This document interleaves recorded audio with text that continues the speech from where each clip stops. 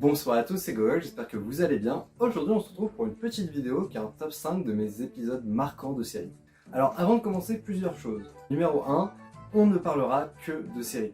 Pas de dessin animé ou d'animé, ça c'est pour plus tard. Numéro 2, pour éviter tout spoil, je mettrai une petite image par là ou par là, je sais pas. Et en numéro 3, pour chacune des séries que je vais parler, il y aura une review de disponible. Voilà, donc n'hésitez pas à regarder sur la chaîne, à mettre un petit pouce en l'air, à vous abonner, à activer la cloche, et on est parti avec le numéro 5, Big Fun, épisode 16 de la saison 3 de Riverdale.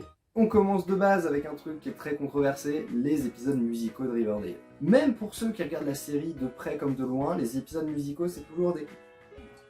Ouais. Mais pourtant celui-là, je le trouve extrêmement réussi. Je parlerai plus de Riverdale en détail dans sa review consacrée, mais là, pour le moment, on va se concentrer que sur cet épisode. Et cet épisode, en fait, c'est simple, c'est une comédie musicale, et j'adore les comédies musicales. Mais du coup, c'est pour ça que j'adore cet épisode, c'est parce que vraiment, l'un des personnages principaux de la comédie musicale Heather, c'est Heather, qui est un personnage assez sarcastique, voilà, assez froid, assez... je suis la queen en fait. Et là, on a Cheryl qui reprend le rôle, Cheryl qui est pour moi l'un, voire le meilleur personnage de Riverdale. Elle pète tout, elle crève l'écran. En plus, c'est à ce moment-là où il y avait une rivalité avec Tony, du coup. Voilà, j'aime beaucoup cet épisode et je le trouve extrêmement bien réussi. Ça danse, ça pète, ça chante, et moi, c'est tout ce que j'adore, du coup, voilà. Numéro 5. En numéro 4, Les Deux Tempêtes de The Haunting of Hill House. The Haunting of Hill House et The Haunting of Bly Manor sont des putains de merveilles de séries d'horreur. En termes d'écriture, de narration, mais surtout en termes de réalisation. Quand tu fais un film d'horreur, le gros problème c'est que tu vas tout baser sur le scénario, sur le jumpscare, et c'est ça que les gens vont retenir et que ça va faire peur, et c'est pour ça qu'on a plein de films d'horreur de merde qui sortent et on n'en voit pas le bout. Mais là, c'est un tout autre niveau, puisqu'il s'agit d'un épisode en plan séquence. Bon alors, pour expliquer rapidement ce que c'est un plan séquence, mon copain, c'est pas compliqué, c'est quand tu vas filmer une scène d'un point A à un point B sans qu'il n'y ait de cut. Par exemple, cette vidéo n'est pas du tout un plan séquence puisqu'il y a des cuts un peu partout. Comme là, par exemple, où je fais des cuts. Souvent, c'est utilisé pour des petites productions comme des clips musicaux, comme Regarde comme il fait beau des Gasseurs Flotteurs ou Cool de Kenji Girac.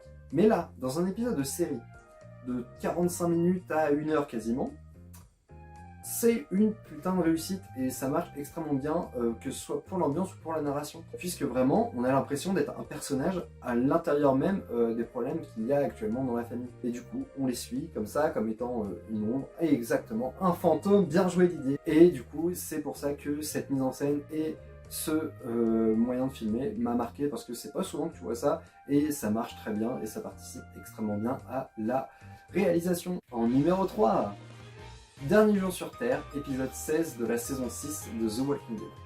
Alors, The Walking Dead, c'est un très gros morceau, mais disons qu'à partir de la saison 4, il y a un ventre mou de la série où vraiment tu te dis « Ah ouais, bah c'est pas ouf ». C'est d'ailleurs là dont, pour critiquer des séries, on utilise souvent l'expression « construit comme un épisode de The Walking Dead » parce que t'as un truc au début, un truc à la fin, et au milieu t'as rien, et c'est exactement ça. Et maintenant, on passe en partie.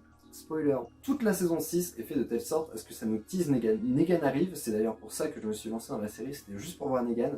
Et il nous le tease, il nous le tease, il nous le tease, et au fin de la saison 6, on le voit en tant que vraiment le chef en fait, c'est lui qui gère, puisque on a tous les survivants qu'on suit depuis le départ qui sont en demi-cercle devant lui, et lui, avec sa batte, il dit « je vais buter l'un de nous ». Et je trouvais que c'était un final qui était incroyable. Pour vous dire, il y a eu 16 angles de vue différents pour que les gens n'arrivent pas à savoir qui avait été tué. Et de ne pas savoir d'ailleurs qui meurt à la fin, ça rajoute un suspect en plus. Je sais que sur les réseaux sociaux, ça a beaucoup parlé à cette époque-là, pour faire les théories, de savoir qui était mort et tout ça. Et là, ça marche encore mieux et c'est ça que j'adore. Et je trouve ça génial en fait, c'est con mais...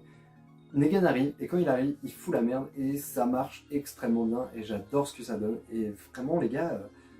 rien que pour ça, j'étais content de reprendre The Walking Dead. Voilà, ça a monté, et bon, après c'est redescendu très vite, mais en tout cas, c'est très vite remonté. Numéro 2, L'Ange de la Miséricorde, épisode 3 de la saison 1 de Ratchet. Je dis saison 1, mais je suis même pas sûr qu'il y aura une saison 2. Ratchet, c'est une série dont on a très peu entendu parler. Voilà, à un moment de sa sortie, c'était un peu populaire, mais c'est très vite retombé.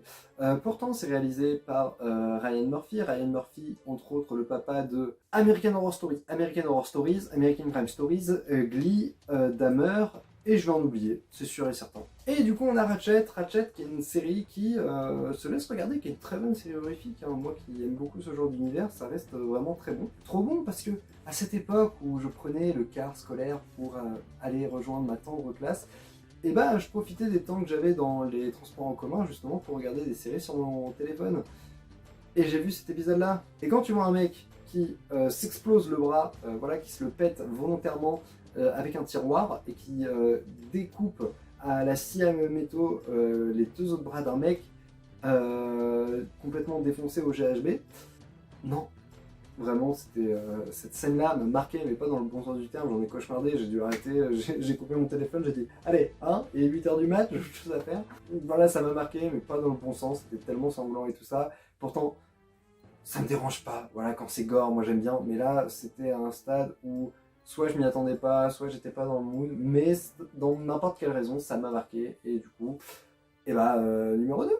Avant de commenter le numéro 1, n'hésite pas à mettre un petit pouce en l'air, ça fait toujours plaisir, et si ma vidéo te plaît, n'hésite pas à t'abonner et à activer la cloche, il y en aura d'autres évidemment. Et n'hésite pas non plus à mettre dans les commentaires quel est toi ton épisode marquant de série préférée. Ça m'intéresse, je les lirai tous, je vous mettrai un petit cœur, et voilà. Maintenant que c'est dit, on passe au numéro 1, La Poule, épisode 5 de la saison 1 de Orange is the New Black. Orange is the New Black, j'en parle plus dans sa review qui est dédiée, mais c'est une série où j'en attendais rien, où je n'étais pas du tout le public cible, où les thématiques abordées et tout ça ne me parlaient pas tant que ça. Et puis il y a l'épisode de La Poule. Pour vous faire un résumé rapide, même si je vous conseille de regarder la série avant quand même, parce que la série a beau avoir 7 saisons, ça se regarde très vite. Franchement, j'ai dû mettre un mois à la regarder, donc franchement ça va vite, et encore j'ai espacé les espaces. Espacer les espaces, mais oui, oui, toujours. Et du coup, cet épisode-là, en fait, pour vous ramener le contexte, toute l'histoire d'Orange is the New Black, c'est l'héroïne qui arrive dans la prison et qui essaye de s'y intégrer et tout ça, de suivre les codes. Sauf que elle a du mal et ça se ressent, et tout le long de la série c'est ça, et on arrive du coup à l'épisode 5, où à l'épisode 5, du coup, il y a une poule. Il y a une poule. En fait, elle voit cette poule, elle en parle aux autres, à ses autres co-détenus, et en fait, il raconte qu'il y a la légende de la poule, c'est une poule magique, machin, bref, que tout le monde essaie de choper pour que la grande chef des détenus la mange, en fait, et la prépare à manger, tout ça. En fait, j'aime beaucoup la métaphore, et c'est pour ça que cet épisode m'a tant marqué. C'est parce que c'est un épisode où, là, tu parles d'émotion, en fait. Tu comprends beaucoup de choses. Voilà, tu comprends que la poule c'est une métaphore, que tu peux y voir plusieurs métaphores, que ce soit la liberté, que ce soit la vie en dehors de la prison, voilà, que ce soit de se tenir à un élément du réel pour ne pas tomber dans la folie, à rester enfermé entre quatre murs. Mais j'aime beaucoup cet épisode, puisqu'il envoie un message, et c'est un message qui est réussi, puisque la poule, en fait, c'est un élément tellement improbable. Tu dis, il y a une poule dans la prison, quoi le fuck? Mais en fait, cette poule elle est tellement importante pour toute la suite, tous les mécanismes, que je trouve ça génial. Et pour moi, c'est un épisode qui m'a beaucoup marqué, puisque, petit spoiler, le plan de fois, on voit Pepper qui tient du coup la grille et qui voit la poule derrière. Tu comprends que bah, elle est enfermée, voilà, et que la poule elle est libre, quoi, elle fait ce qu'elle veut, même si voilà, ça veut dire qu'il y a une vie derrière. Ça veut dire que même si là elle a commencé à s'intégrer à la prison, à commencer à apprendre les codes, derrière, bah il y a toujours une vie, il y a toujours la poule, et ce plan là il m'a marqué, et pour moi c'est l'un des meilleurs épisodes de série qu'on a jamais eu. Voilà, j'espère que la vidéo vous aura plu, mais là je vous entends tout de suite dire mais il n'y a pas eu Black Mirror, il n'y a pas eu Sortir dans la zone soie, il n'y a pas eu The End of the Fuck. Et je vous entends les copains, mais je n'ai pas fini d'en parler. Si je voudrais parler de série, j'en parlerai bien évidemment, il n'y a pas de souci. Donc vous inquiétez pas, chaque chose en son temps.